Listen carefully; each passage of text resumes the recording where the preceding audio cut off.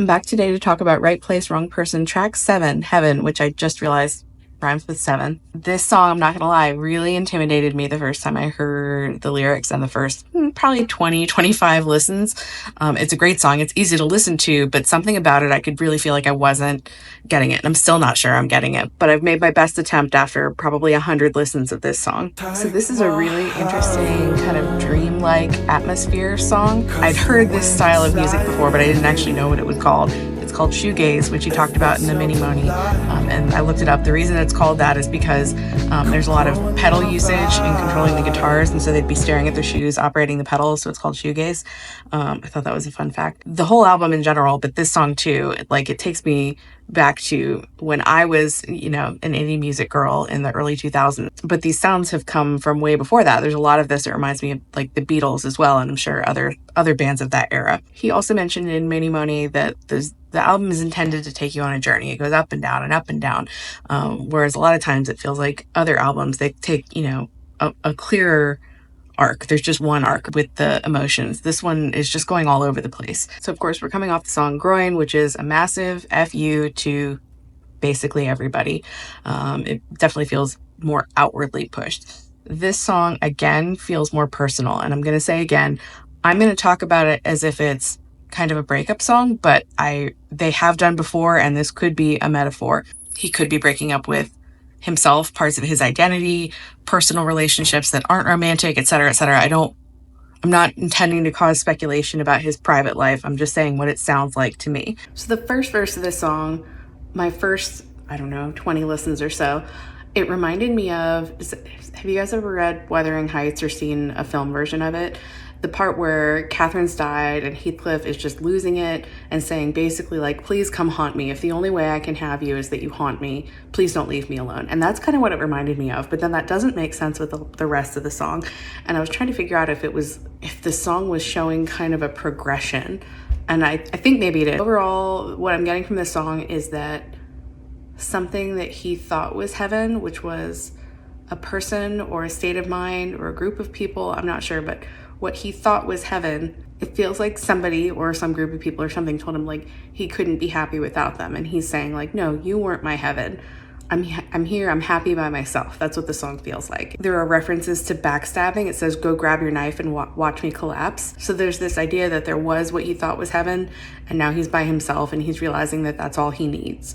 Saying, take my heaven because you're not inside it, you're not invited to where I'm going now. And if what you need is to destroy me, then like, come at me, bro. That's what the song feels like to me. And it feels like this is a repeated pattern, and it either with the same person or with a number of people who did the same thing. He says, you don't need to hide it. I know what you are. You do it every time. You're trying to rewind, but not this time. So that's what tells me like there's a repeated pattern here. And he's like, I'm not doing this again. And that part, the you don't need to hide it, and those lines I love because he's doubled with the guitar and it just puts such emphasis on it.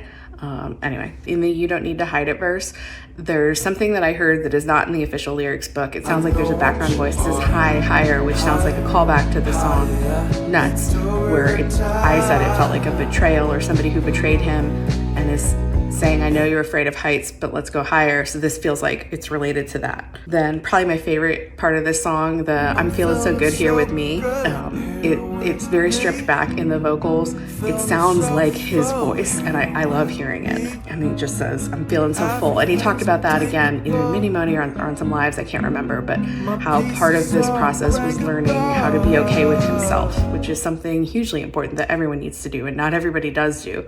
So I'm happy for him if that's what he got out of it. Part of why I think it sounds like a person or people is he says, your words and face don't kill me. There are people in your life who something so traumatic has happened that just even the sight of their face or the sound of their voice is triggering for you. And what he's saying is that's not true anymore. Like, I've healed from this. I'm doing okay. Something I wanted to talk about was how different this song sounds for his voice. It's definitely not anything I've heard his voice do before. It's great. I'm so proud of him for taking that risk.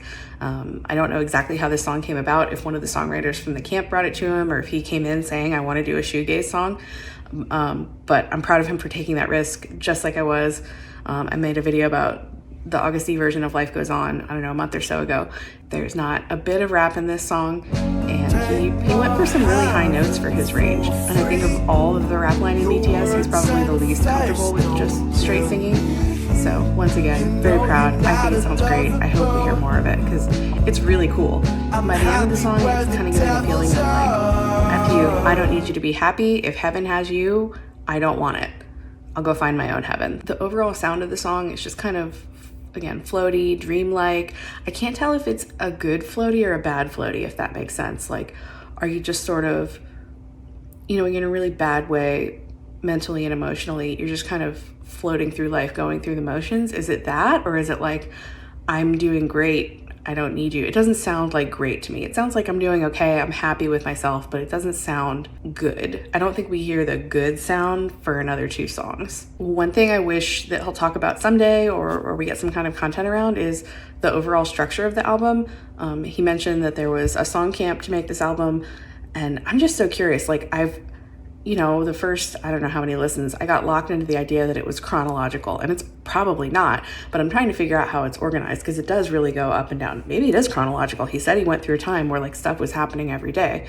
So maybe it was, but I'm wondering if it was grouped thematically by different stages of feelings he went through. In some ways, many of these songs feel like they have nothing to do with each other, at least the sound of them, but they do all work together beautifully. I love listening to this album. This is a little tiny pissed off bird. It's like the David of David and Goliath birds. And then this looks, it kind of reminds me of like a tree in a Dr. Seuss book, but it looks like it's crying. I can't tell if it's a tree or if it's like a cloud, but it clearly seems to be leaving a shadow underneath it. Maybe he's saying like that's a bad place and he thought it was heaven and he's escaped it. So again, where this is in the album, where this falls, it's right after Groin, which is the biggest FU track on the album, in my opinion. And that seems to be an FU to the world at large. Lots of people in his sort of outer sphere. This one feels more personal to either a specific person or a type of person who's gotten in his life and earned trust, betrayed him, and he's like, I'm done. I'm done with you. I'm going to go be by myself. I think the next music video is coming out in 2 days from when I'm filming this.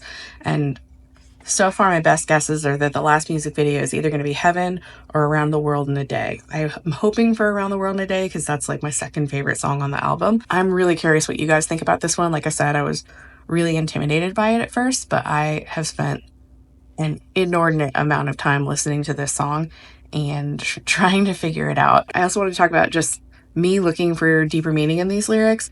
I can say I personally never take anything Namjoon writes as just face value, and I could be wrong. Some of it could just be at face value. I'm always looking for more layers because it seems like in prior music he's always written layers into it, and I think it's fun to look for those.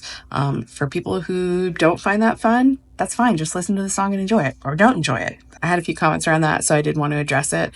And yeah, Kim Namjoon's internet is a big place. There's plenty of room for all of us. Just be nice to everybody. If you made it this far, once again, this is a series where I'm going through every song on Right Place, Wrong Person because this album sent my brain spinning and I just couldn't stop the words coming from out of my mouth.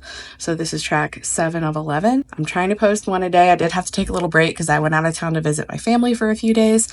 I got to meet up with Quince, who is another admin on the project, for the first time, and that was really fun.